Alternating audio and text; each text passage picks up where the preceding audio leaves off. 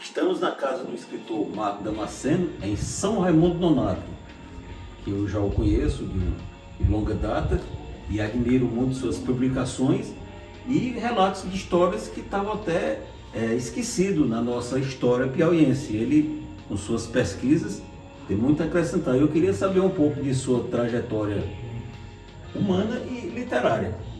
Primeiro dizer que é um prazer, Milton Borges, lhe receber aqui em casa. Você é uma figura humana que admiro muito, um pesquisador também relevante, um médico renomado.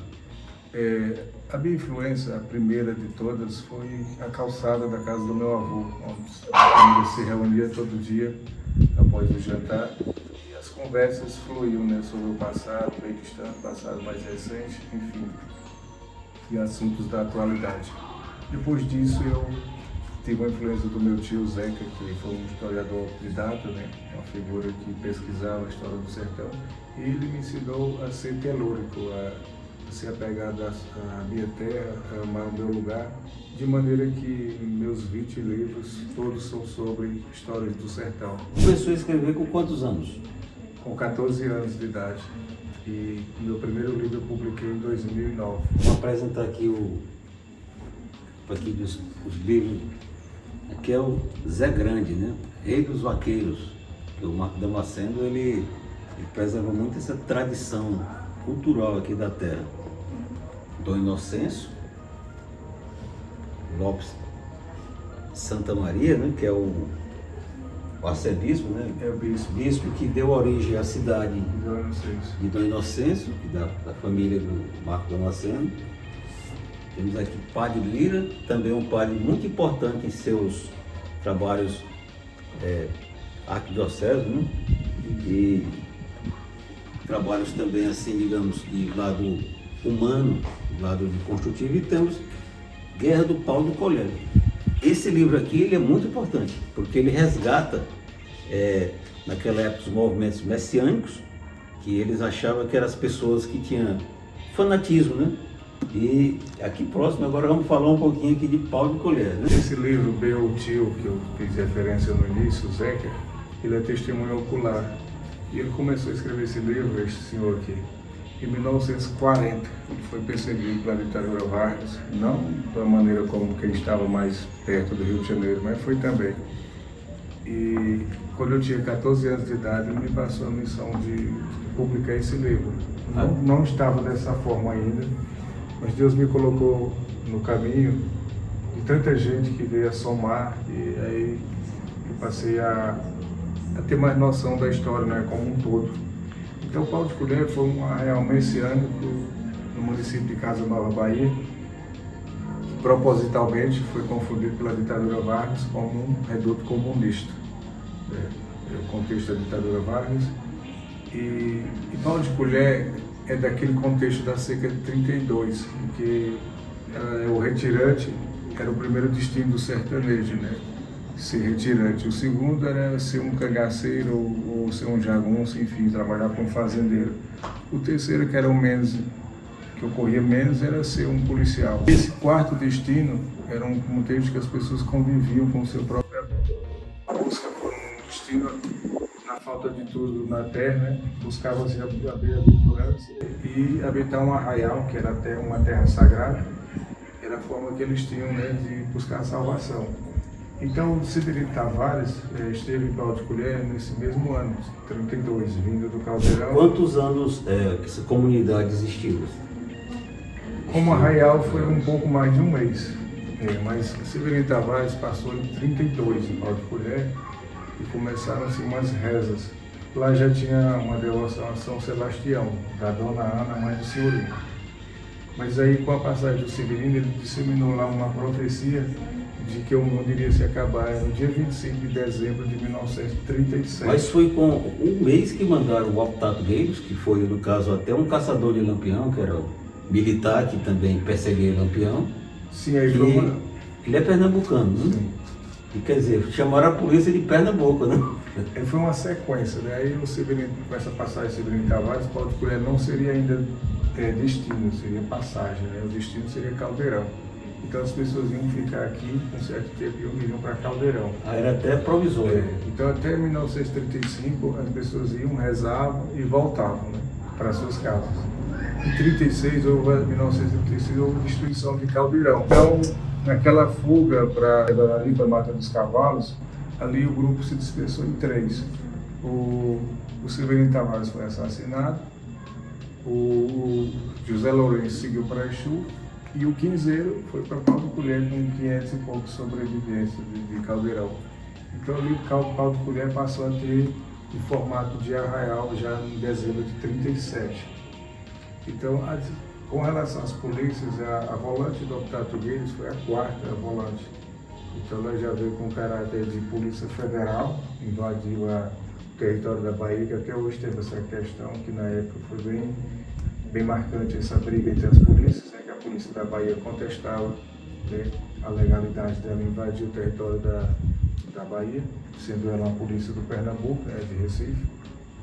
No entanto, o Optato Guedes alegava que vinha com ordens de Getúlio Vargas para entrar em qualquer estado. Então, esse contexto foi um massacre. Quantas mortes? Morreram 420. As crianças foram preservadas, que eu vi no canal do YouTube.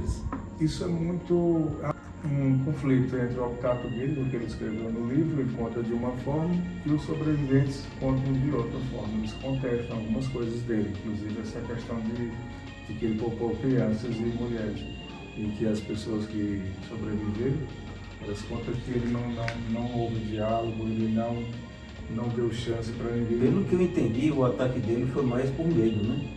Foi um ataque muito precipitado, né? Ele estava nervoso, ele viu 4.000 pessoas na frente dele, ele tinha 100 homens armados e, de certa forma, ele se precipitou. Só que não foi da forma como ele colocou no livro, em que ele se sentiu ameaçado, cercado por pessoas. Não foi assim. Ele estava numa posição privilegiada no alto, e tanto que logo ali nas primeiras horas, 400 pessoas eles mataram. Então ele fazia uso de metralhadoras, algumas pessoas falam em duas, né?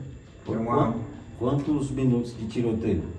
Foram poucas horas. Né? Eles fizeram o primeiro combate, pararam, aí no final da tarde entrando na noite. E nesse período assim, de poucas horas, eles mataram 420 pessoas só ali, no limpo, e as pessoas feridas que morreram no mato depois com fome, feridos, eles passam de 1.000. E qual foi o teu primeiro livro escrito e publicado? Foram 6 de uma vez. 6? Que faz parte desse do Vaqueiro, de 2009. Fala só um pouquinho deles. O Vaqueiro Zé Grande, ele é do Inocêncio, irmão do meu avô materno. Ele foi um vaqueiro que se destacou desde jovem, aos 20 anos de idade, e já era um vaqueiro famoso. Mas de 1936 a 1951 ele se destacou pela façanha de pegar quase 100 bois valentes, mandingueiros chamados, que ninguém pegava, ele pegava.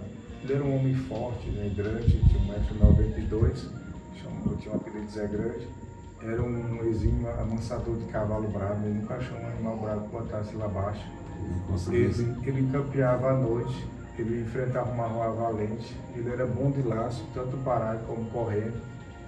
Enfim, ele tinha algumas habilidades que o faziam ser um vaqueiro completo.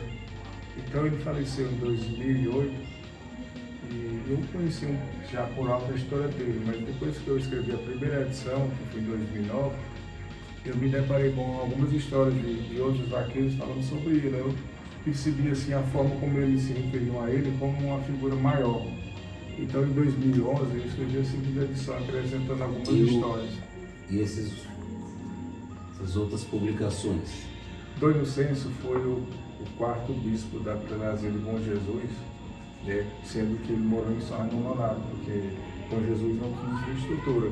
Aqui a questão maior era o Rio São Francisco, que era o acesso melhor. Então ele acabou ficando em São Raimundo Nonato, ele chegou aqui em janeiro de 1931. E no centenário de São Raimundo Nonato, em 2012, o padre Herculano, que é o maior biógrafo do Dom Inocêncio, a pessoa que mais conhece a história dele, ele era o prefeito de São Raimundo Nonato, ele me convidou para escrever esse livro. E a minha cidade, Dom Inocêncio, é uma homenagem a ele. Então o padre Herculano vinculou essas duas referências e com a com o apoio da Igreja Católica. O livro foi lançado em 2012. Atualmente ele tem um processo no Vaticano, né, de beatificação. Eu sou. Espero que. Inclusive eu citei no livro já em 2012. Este é sobre o Padre Lira. Um padre que tem uma história monumental como obra social e educacional. Ele, alguns projetos que o MEC aparece como novidade, ele já praticava aqui há 60 anos, 70 anos. Tem uma informação que ainda não confirmei, mas algumas pessoas citam que as primeiras cisternas do Brasil foi o Padre Lira que construiu aqui no sertão. Aqui tem algumas que têm 70 anos de existência. Mas o foco principal dele era a educação. Ele tem uma história forte em educação já em Bom Jesus, quando ele era criança. Depois ele tornou a fazenda do pai dele uma escola. Ele, com 13 anos de idade, ele criou uma escola lá em Bom Jesus para ensinar os filhos dos vaqueiros. Depois ele veio para São Raimundo Nonato e ele fundou o ginásio da Inocência, junto com o padre Vega e Monsenhor Nestor. São teus projetos os próximos que estão em mente ou já engatilhados, né? Eu tenho alguns livros em construção. Tenho agora para lançar a terceira edição do Paulo de Colher, que está quase pronta. Eu tenho um livro de causos do sertão, que eu gosto muito, são 30 causos. E tem algumas biografias, né, da minha família, do meu avô, que eu tenho vontade de publicar. E talvez aí tenha uns 5 livros em andamento. Eu agradeço aqui o Marco Damasceno, inclusive ele me cedeu o direito de 2 contos, né? Que eu retransformei, né? E são 2 contos muito bons, que são, na época que eu fazia muita pesquisa em contos de violência urbana, né?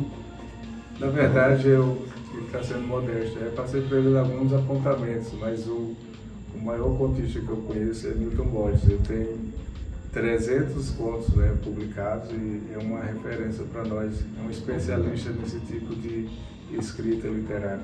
Nós agradecemos aqui a sua gentileza e suas explicações e vamos sempre esperar obras inovadoras e construtivas do escritor Marco Damasceno, com seu espírito cultural inquieto, né?